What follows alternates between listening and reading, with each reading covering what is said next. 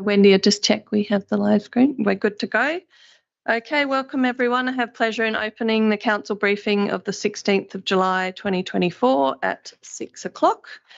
Welcome to everyone in attendance. I'd like to start by acknowledging that the City of Vincent acknowledges the traditional owners of the land, the Whadjuk people of the Noongar Nation, and pay our respects to elders past and present. Apologies and leave of absence is on our agenda.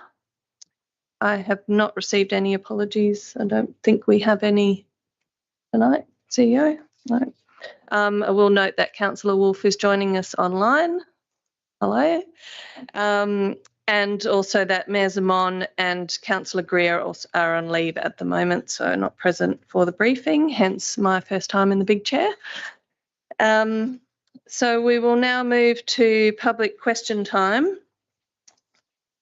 and see if there are members of the public who would like to address the briefing. Okay, welcome. If you haven't been here before, we will ask that you come forward and state your name and the suburb that you live in and the agenda item that you're speaking to. Now, we do time to 3 minutes, which you'll see on the screen. And this meeting is live streamed. If you don't wish to be heard on the live stream, you won't be seen. But if you don't wish to be heard, you can let us know and we can adjust accordingly. So I invite the first speaker. Thank you. I'm Gary Simmons and I reside at 231 Brisbane Street in Perth. And I'm here today to speak to item 5.1, which is concerning the change of use from a family daycare centre to a childcare premises at my neighbour's house at 235 Brisbane Street. This matter briefly started in March. They lodged their application for change of use for 8 children and 3 car bays. It went through a public process. 18 submissions were received. The applicants changed their proposal to reduce it back to the 7 children that they already had under their family daycare centre and 2 parking bays, and then cited a whole pile of other reasons why they wanted to maintain their application for a family daycare centre, a child care premises rather than a family daycare. So I have lodged with the Shire with the City this afternoon a written statement outlining a few of the points we'd like you to take into consideration in relation to the executive summary drawn up by the City of Vincent's planners. Whilst the report is fine, it's not complete. And the report did not go into the significant enough detail to give you a position to be fully informed on making your decision. So if you'd like to look at that written statement and take it into consideration, we'd be very greatly appreciative. I would just like to draw on a couple of matters that concern me greatly, and that's in paragraph 4 of the executive summary. The City of Vincent planners have relied completely on unsubstantiated comments by the applicants that they are currently experiencing restrictions. One would hardly call a 14% family daycare coordinator fee a restriction.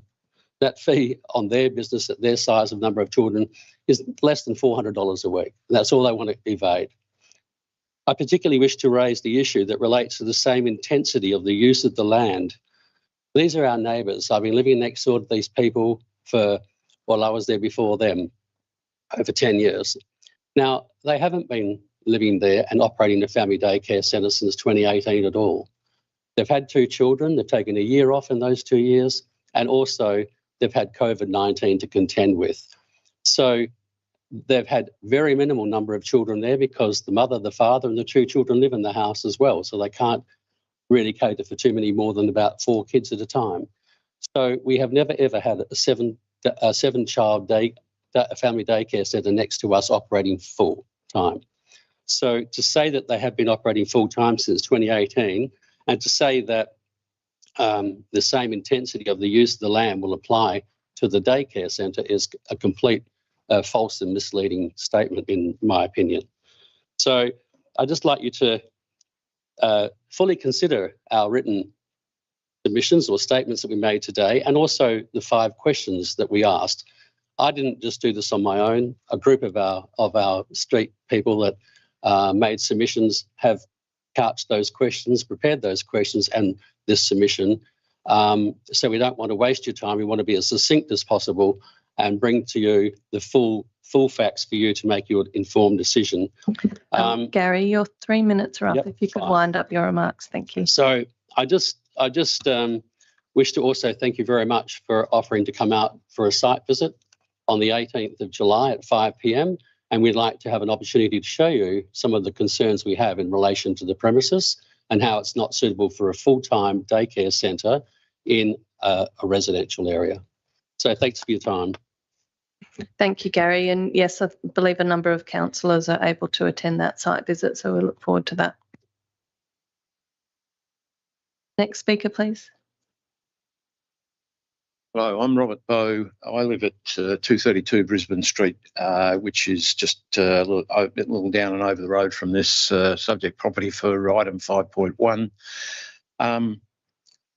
I'm coming at this from the perspective of the value to the local community of what is the last extant section of Brisbane Street that is purely residential.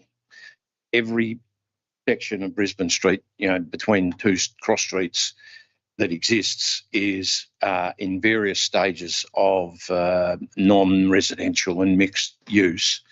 But this section between Lake Street and Palmerston Street is purely residential. And I believe that there's quite a bit of documentation that the council has put out, talks about the value of that, and wanting to not disturb it in inappropriate manners. And my suggestion is that this change of use to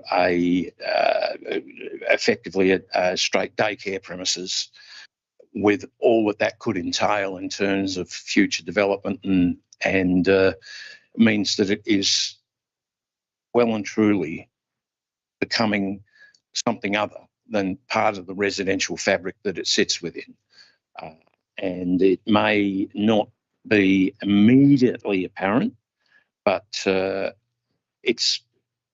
I believe that I should suggest to the council that they have documentation where they talk about valuing that, and there is this only one last piece of Brisbane Street that falls within that category. And I would like the people that make these decisions to bear that in mind when they do. Thank you. Thank you, Robert. Next, anyone else would like to address council? Good evening, everyone. Thanks for this opportunity. I live at 116 Palmerston Street. I've spoken to some of the younger but been on council for a while councillors about other developments very close. Could you just state your name? For the Yeah, record Megan as well? Irene Will, and I live at 116 Palmerston Street. Thanks, Deputy Mayor. So I live on 116 Palmerston, which means I back onto the 362 square metre block that is the subject of the application for change.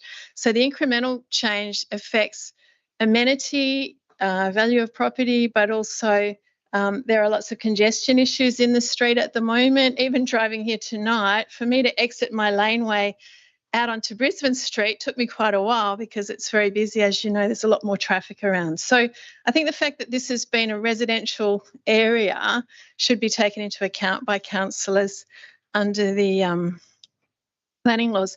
I've been living there since 2008. Abby and Michael are lovely, and I note that they want to give some sort of undertaking that all they're wanting to do is to have 7 children in the home. But my fear is, having dealt with various things, that there's an incremental change that's implied by the change of use, and so it makes it that much easier to slowly degrade the residential nature of the area, and in particular because my rear living area is affected by noise anyway. The sort of good neighbour principle, I've never complained to council. I wouldn't do that about a neighbour. Like, that's not something you would do. But to have 7 a.m. to 6 p.m.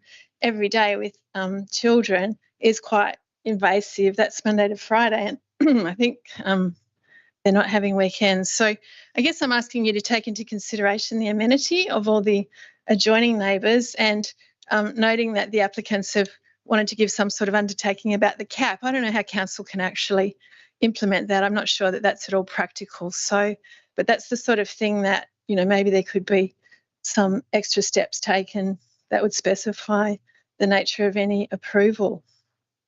So I don't see a clock, but I must be close to 3 minutes. So, oh, there it is.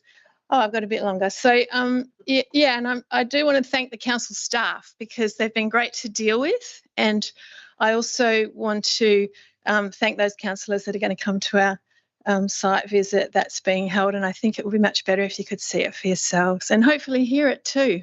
Okay, thank you. Thanks, Megan. Are there any other speakers who'd like to address council? No, in that case, I'll close public question time at 6:11 p.m. So just so you know, for those of you who might not have been here before, we will be including a summary of your remarks in the agenda, but no decisions are going to be made tonight. This is purely for the councillors to ask questions. Next week will be when the decision is made, and you're welcome to address council again next week if you choose.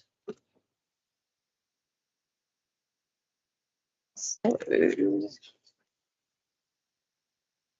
I will just go to the governance manager to confirm the statements we've received. Confirming that we did receive one statement in writing prior to the meeting.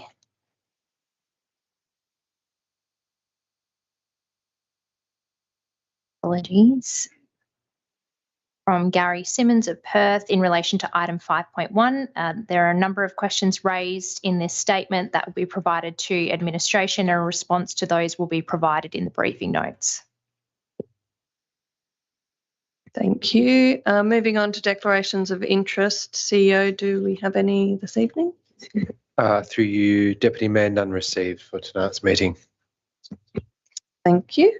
Okay, so we'll just go around the room and see which items councillors would like to ask questions on. We will be asking questions on item 5.1 as it's been raised in the gallery, but if you have any others, then please let me know. Councillor Warner? 6.1. 6.1. Councillor Wallace? None. Councillor LaFontaine? 5.1. Thank you. 5.1. Councillor Alexander? No. Councillor Hallett? No. And Councillor Wolf? No. And for me, I had a couple, sorry. 6.1 we have 7.1 and 8.2.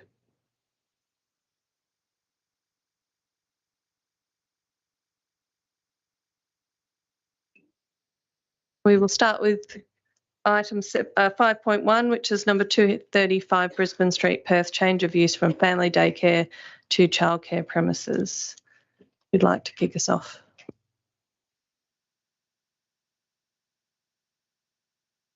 Thank you, Deputy Mayor. I just wanted to ask in regard to condition 2.3 that has a use of premises limited to 7 children at a time.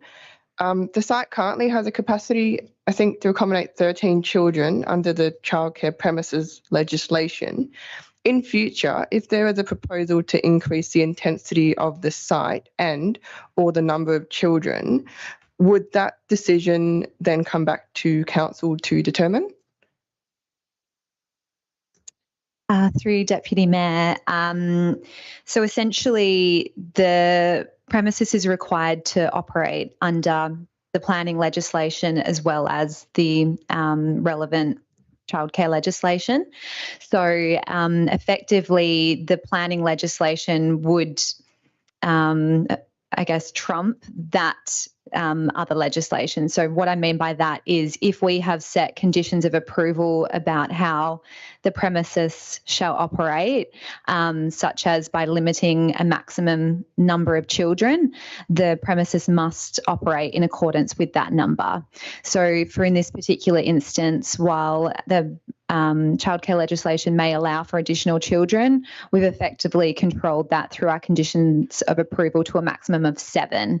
So in the future, if the applicant did come back and they wanted to increase the number of children again, that would come back to council for consideration, and we would essentially reassess that against the planning framework and make a merits assessment as to whether that's acceptable under the planning framework. Thank you. Could that information please be provided in the briefing notes? Sure. Anyone else have questions on this item? Councillor Wolf? Thank you, Deputy Mayor. I just wanted to pick up on some of the comments from the public gallery and thought it might just be useful to talk through a couple of those. The first one was the comment around the intensity of the land use. And we heard about sort of the history of there being potentially a minimal number of children being accommodated rather than the maximum of 7 over time. And then we heard that therefore that same intensity won't apply in terms of the land use. So I was just wondering if we could get a response to that, please, from administration. Through Deputy Mayor Castle, yeah, sure. So essentially, we don't have that specific information of how the applicant has operated in terms of numbers over the years. I can certainly get that from the applicant. In terms of what I can provide, the number of 7 children, a maximum of 7 children at any one time, is otherwise exempt under our planning policy. So I guess from our perspective in assessing the scale and intensity of the use, under the planning exemption policy, that basically confirms that a maximum of 7 children is the number that we would consider acceptable to operate without a planning approval. This proposal seeks to operate within that same scale and intensity that would be otherwise exempt.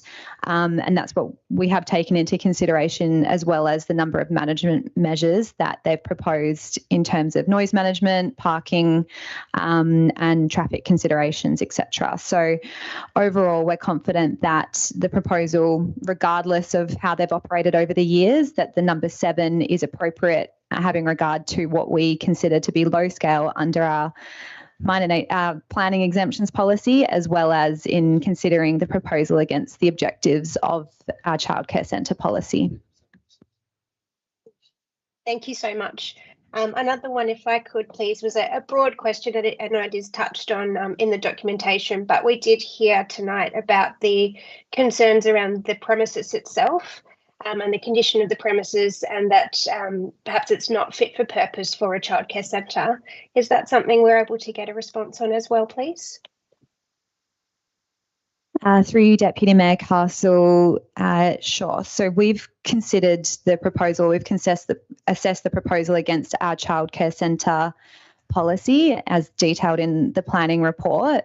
Ultimately, we're satisfied that they have provided sufficient outdoor play areas, parking, wayfinding, signage, and other measures to ensure that the childcare centre would operate in accordance with our planning standards. Ultimately, though, the operator is required to get a separate approval under a separate head of power, which is the National Education and Care Services regulations. So they would need to go through that separate process to register their childcare centre. And yeah, ultimately they are aware of that need. They haven't gone through that process yet, and nor is it a consideration of this particular assessment, but they are aware. Thank you very much. Anyone else have any questions? No? Okay, I'll go. I'm just looking, what we're being asked about is the difference between the exemption for family daycare versus an approval for childcare. Could you give us some context on those two definitions and how they are different? Sure. So I guess the difference between the two is generally the intent of a family daycare is to operate exactly how it was operating. So it's generally from a family home. It provides care within a residential setting with a very low number of children, maximum of 7, and generally 1 childcare operator or family daycare operator. A childcare premises is generally a larger scale premises. It provides for a larger amount of children, educators, and provides greater flexibility in terms of timeframes and different requirements there. The reason the applicant has chosen to change from a family daycare centre to the childcare centre is due to requirements under the National Care Services regulations, which it's complicated. It's in regards to the qualifications you need to operate a childcare centre versus a family daycare centre.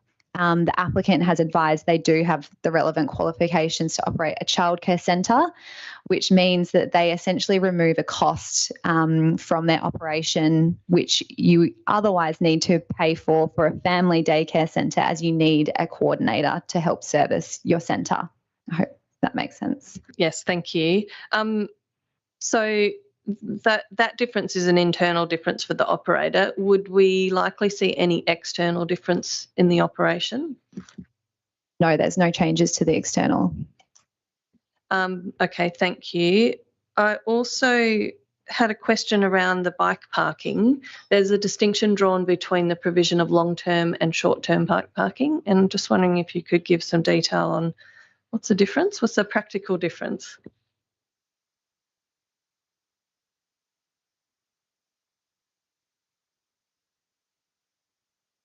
Yes, sure. So generally for a long-term bicycle bay to be provided, it needs to be secured generally in a lockable storeroom so that, it can be safely located behind, storeroom and closed off. For a short-term bay, that's generally has to be accessible to the public, so within the front setback area, unrestricted, usually through a bike rail or similar.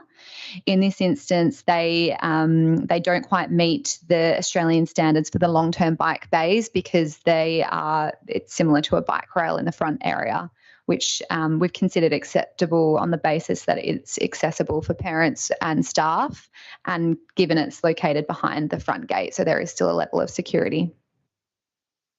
Thank you. And last one, we've had raised in the gallery and in the public submission that one of the reasons there are no complaints on the record for council is that neighbours tried to sort out any issues directly with the applicant. Just wondering if you've got any response on that, or if it's possible to have a response from the applicant for next week. Yes, sure.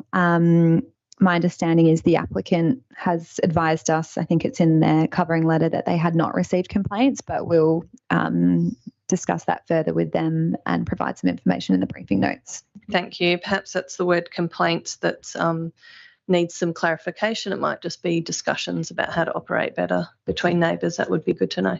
Sure. No worries. Thank you. Yes, Councillor Warner. Thank you, Deputy Mayor. Just one clarification. Basically, we're being told that the only difference here is going to be administration. Basically, it's that they'll not have to pay a fee. But I'm also reading in this statement that this is a family home operating as a family daycare centre, but effectively they're going to be moving out. So this premises will be used solely for a childcare centre. Is that correct? Yes, that's correct. So, okay, from my interpretation then, that is more than just a simple change of how the administration is working. It's actually the purpose of the building is being changed as well. Thank you. Okay, no more questions. Sorry, Deputy Mayor, can I? Oh, sorry. Late question. It's just about the noise management plan. I note that play is going to be restricted to 2 one-hour sessions per day outside, and that the city office has determined that there wasn't an acoustic report required in support of that. I was just wondering, maybe in the briefing notes, we could get some more detail on how that decision to not require an acoustic report was made.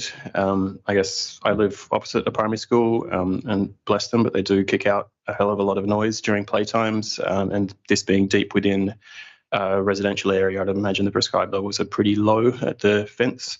And yeah, I guess I have concerns that during that hour, the noise regs may not be met. So just some more detail along that. Thanks. We can provide that in the briefing notes.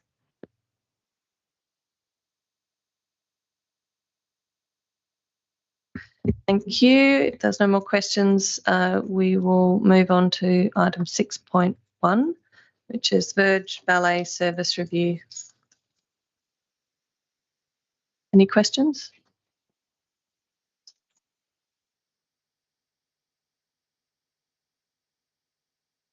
Councillor Wolf?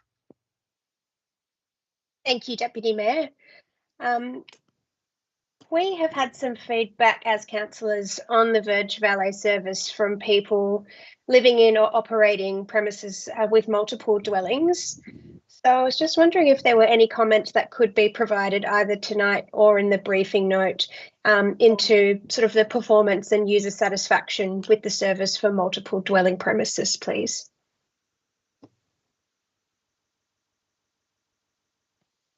Through the Deputy Mayor, I don't have the specifics of the MUDs themselves and how they've multi-unit dwellings and how they've performed. I will say that I have heard of a couple of instances where there's a bit of confusion over what the allocation would be. The allocation is they're done periodically over quarterly, effectively over the year.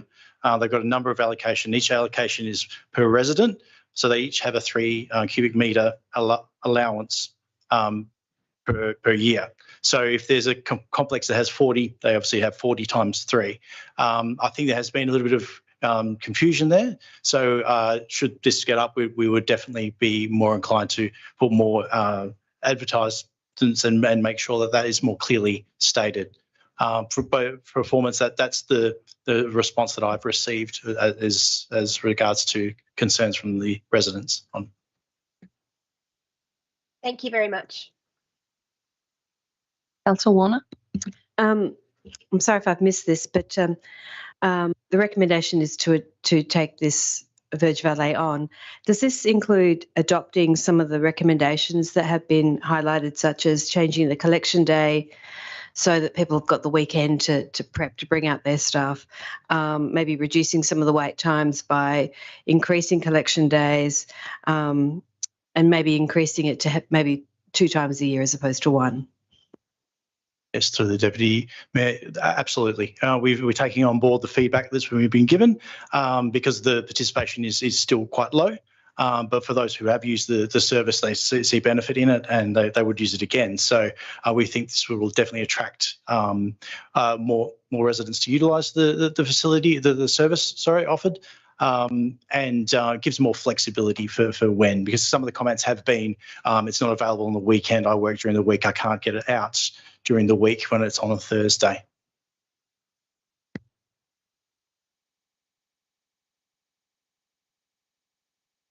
No, I will ask some questions.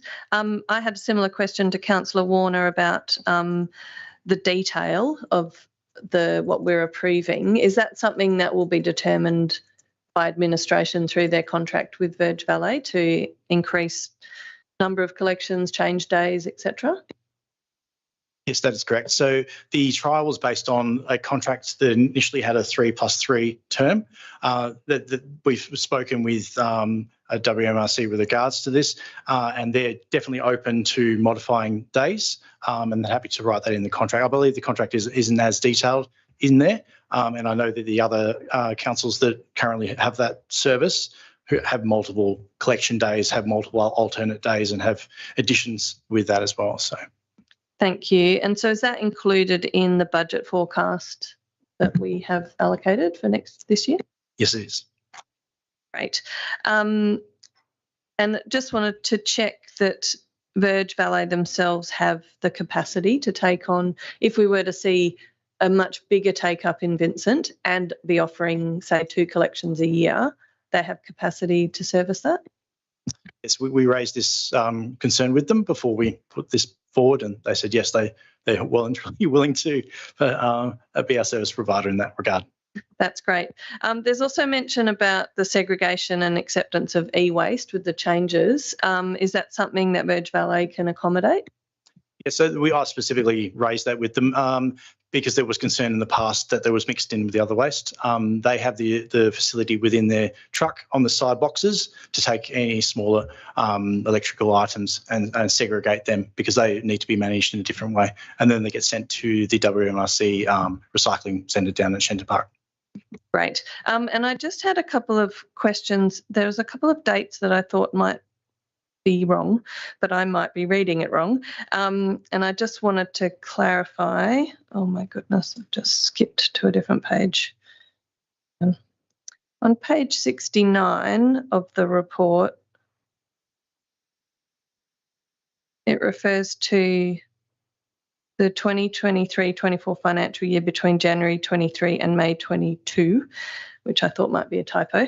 And also that the current trial, on the next page, the current trial concluded on the 30th of June 24. So just thought if we could check those before next week. Yes, I did note they were wrong. Well picked up. They can definitely be changed.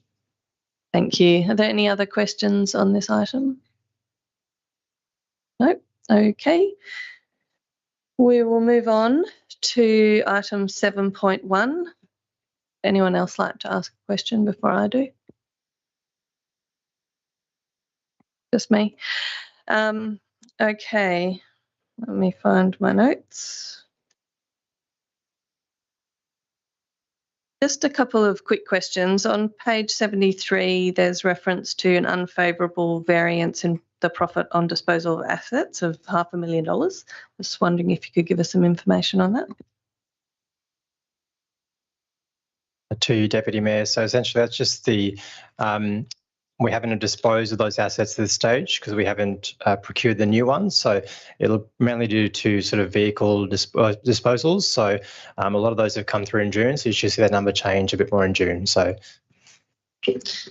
Thank you. And also just below that, there's mention of $1.8 million favourable materials and contracts due to timing variances. Is this due to delay or because we're not going to complete it in the financial year? To Deputy Mayor, it's more probably delay in timing of invoices. So there will be a variance at the end of the year, but it shouldn't be that high by the time we get to June. So.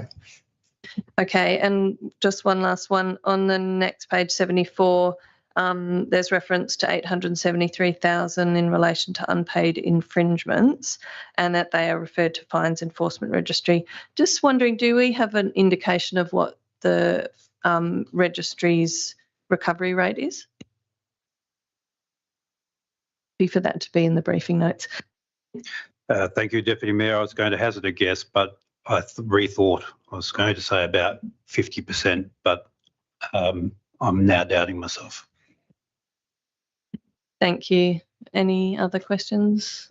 No? Okay, let's move on to 8.2 in the information bulletin. I have one quick question, but if anyone else wants to go first, you're welcome to. What happens when you're in the big chair? My question is in relation to the SAT application on 5 Berryman Street. Just wondering if we could have an update on that. It was listed as having a hearing on the 5th of July. Deputy Mayor, there's a number of updates that we'll make to the SAT register and the DAP register. Since we published the agenda, there's a lot that's happened in the, for some of those items. In respect to 5 Berryman, there have been SAT orders issued and there will be a directions hearing at the start of November, the 1st of November, and prior to that, we've been invited by the SAT, or council has been invited by the SAT to reconsider that application. So the applicant will make some changes and they'll seek some modifications to the approval, and that will come back to council for reconsideration. So will that be before the November hearing? Yes, through Deputy Mayor, council will be has been asked to reconsider that decision by 29th of October. Do you have an idea when that which meeting that's likely to come to? You, presiding member, I would say October. There's a lot more to play out. The applicant needs an opportunity, I guess, to work through the changes and submit the information we need to work through that assessment process. Thank you. Okay, last chance. Anyone want to ask any other questions on our very extensive agenda this month? No? Okay.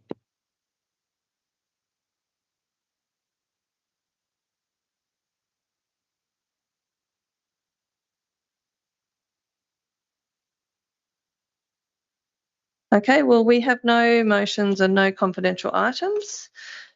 So on that basis, I will close the meeting at 6:36. That might be a record.